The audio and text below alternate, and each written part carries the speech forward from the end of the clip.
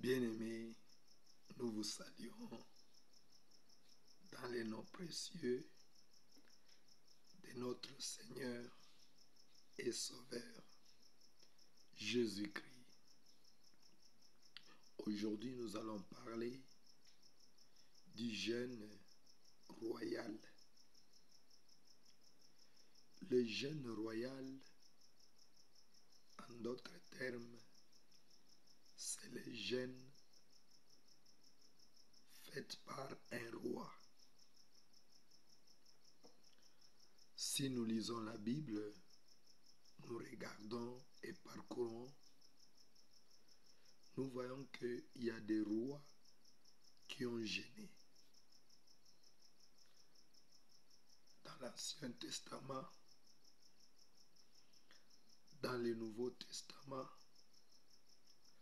nous avons des rois qui ont eu à jeûner.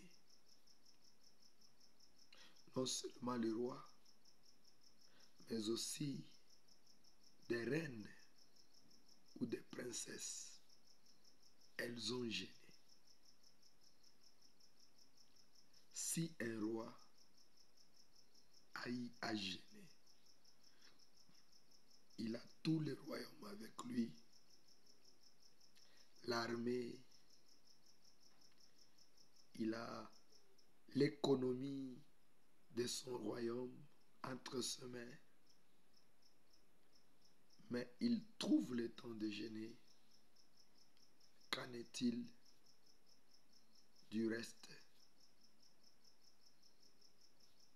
du peuple?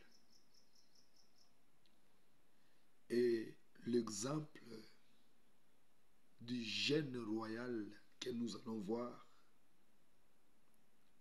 c'est l'exemple de ce roi qui a jeûné en faveur de Daniel.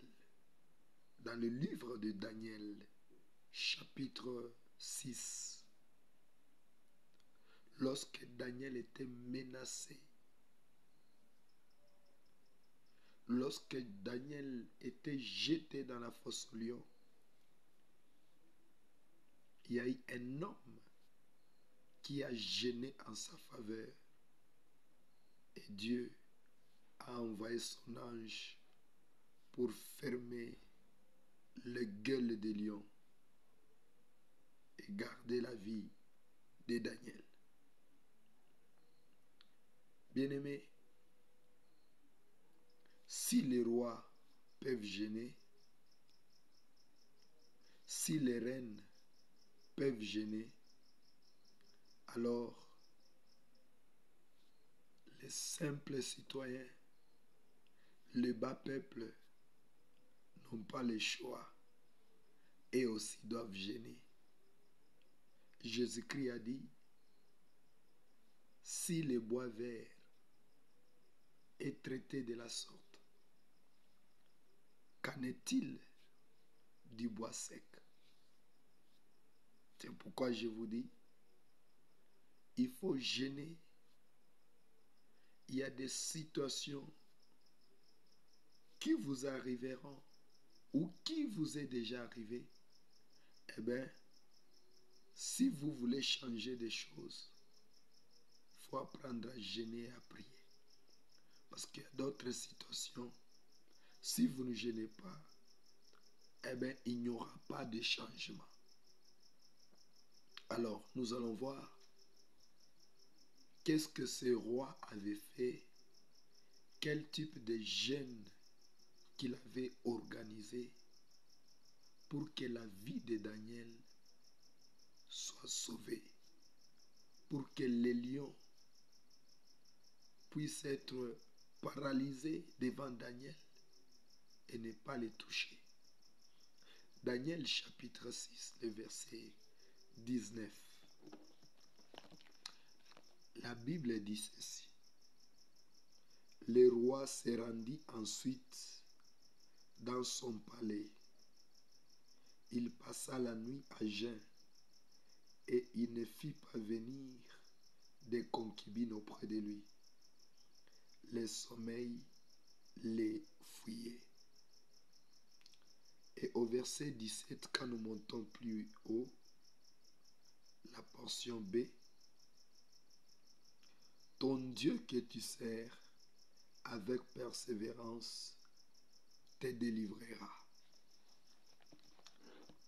Bien-aimé, lorsque Daniel a été condamné pour être jeté dans la fosse au lion, le roi a fait une prière prophétique en faveur de Daniel. Il a dit que l'Éternel, le Dieu que tu sers avec persévérance, puisse te délivrer. Mais il ne s'est pas limité là. Quand il est allé chez lui à la maison, il s'est dit, la prière que je viens de formuler pour Daniel, c'est une bonne prière. Que son Dieu le préserve. Mais je dois associer les gènes à cette prière. Le roi va refuser la nourriture. Le roi va refuser d'aller vers les femmes. Le roi va refuser de sommeiller. Trois choses que le roi a fait cette nuit-là. Il a refusé la nourriture, il a refusé les femmes et il a refusé de sommeiller. Et une seule chose, il priait. Il priait en faveur de Daniel. Il priait pour que le Dieu de gloire puisse délivrer Daniel de la fosse au lion. Et Dieu a exaucé la prière de ce roi. Bien-aimés, il y a des situations urgentes qui nous arrivent. Nous pouvons prier, nous pouvons faire des déclarations prophétiques, mais cela ne suffit pas. Nous devons associer le jeûne royal, le jeûne du genre de ce que le roi a fait, sans manger, sans aller vers les femmes et sans dormir. Refuser le sommeil tant que tu n'as pas vu la solution. Refuser la nourriture tant que les choses ne changent pas. Refuser de regarder même ta femme tant que le problème persiste. Bien-aimé, cette année, tu dois prendre la décision de jeûner et de prier, de faire le jeûne royal pour que ta situation change.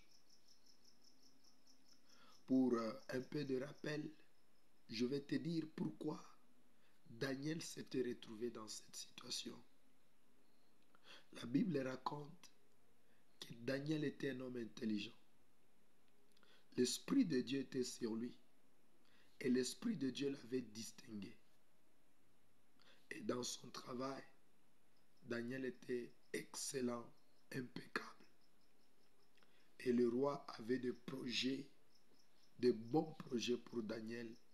Il comptait l'élever au-dessus de tous ses fonctionnaires. Comme l'Éternel, il a de bons projets pour toi. Les projets de paix, mais non de malheur. Et ces gens méchants, les sorciers, les occultistes qui étaient dans ce royaume autour de Daniel, par leur incantation, je pourrais dire, ils ont lu les pensées du roi. Ils ont vu qu'il projetait faire du bien à Daniel, l'élever. Ils se sont dit non, nous devons bloquer l'élévation de Daniel.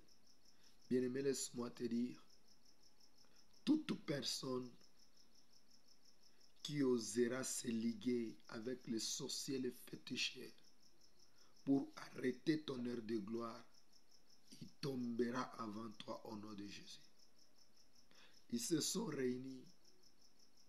Ils ont fait signer au roi des décrets et des lois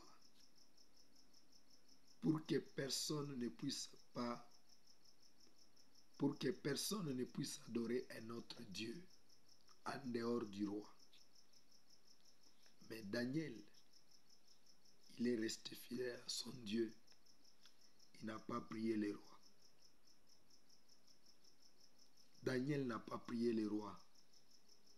Et ces gens sont venus. Ils l'ont attrapé. Puisque la loi était déjà déclarée, le roi a essayé de sauver Daniel, ça n'a pas tenu. La loi était dure. Le roi s'est dit, je n'ai pas pu sauver Daniel en tant que roi. Je n'ai pas pu faire changer les décrets que j'ai moi-même signés. Mais une seule chose, le Dieu de gloire peut faire ce que moi je n'ai pas fait. Que le Dieu que tu sers puisse te délivrer. C'était ça la prière du roi. Et il a associé à cette prière le jeûne. En refusant la nourriture, en refusant d'aller vers les femmes et en refusant de sommeiller. Il a compris que si lui, il était impuissant, incapable de faire changer les lois et les décrets que lui-même avait signés, mais le Dieu de gloire, lui, était capable. C'est ainsi qu'il a jeûné toute la nuit, il a prié en faveur de Daniel. Et le Dieu de gloire a exaucé. Je suis venu te dire que le jeûne que tu feras cette année sera exaucé au nom de Jésus. Et toute conspiration contre ta vie, contre ta famille, contre ton ministère et ton pays est annulée au nom de Jésus-Christ. Et Dieu a envoyé son ange pour délivrer Daniel. Parce qu'il avait été trouvé innocent. Et Dieu a exaucé la prière et le jeûne de ce roi. Bien-aimé, laisse-moi te dire, à chaque fois que tu jeûneras cette année, le Dieu de gloire va exaucer et il va te délivrer. Le roi pensait élever Daniel. C'était peut-être un projet à long terme. Mais ces gens, ils ont voulu éliminer Daniel pour qu'il ne vive pas ses projets. Mais au contraire, Dieu a fait changer les choses en faveur de Daniel. Ils ont précipité son élévation. Le même jour où il était arrêté, le lendemain, il avait été élevé. Mais les ennemis de Daniel étaient récupérés, jetés dans la fosse aux lions. Je déclare que tes ennemis tomberont dans leur propre piège. Ils tomberont dans leur propre fosse. Ils seront pris par leur propre piège. Mais toi, tu seras élevé. Mais toi, tu dois vivre la gloire de Dieu. Là où tu es, si tu as reçu cette parole, je vais prier. Je vais prier pour toi, mon frère, ma soeur. Je déclare que le Dieu de gloire, qui a exaucé la prière de ce roi en faveur de Daniel, il a été sauvé. Dieu a envoyé ses anges contrôler les gueules des lions. Que mon Dieu envoie ses anges pour contrôler les guerres des lions qui t'entourent.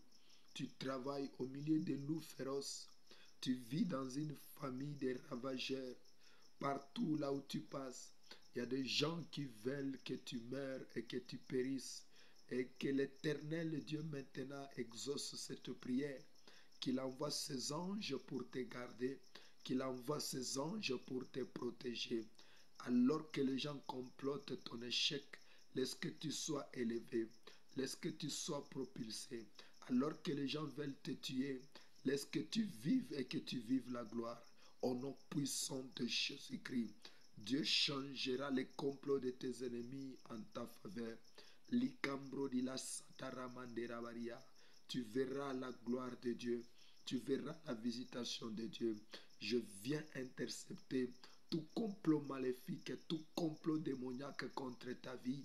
au nom de Jésus-Christ de Nazareth, le Dieu qui a délivré Daniel, le Dieu qui a écouté la prière de ce roi, le Dieu qui a exaucé les jeûnes de ce roi, il est le même hier, aujourd'hui et éternellement, qu'il exauce ta prière, qu'il te délivre des projets de tes ennemis. Ceux qui veulent te voir tomber, ils te verront être élevés, monter dans la gloire, monter en puissance, au nom puissant de Jésus-Christ de Nazareth.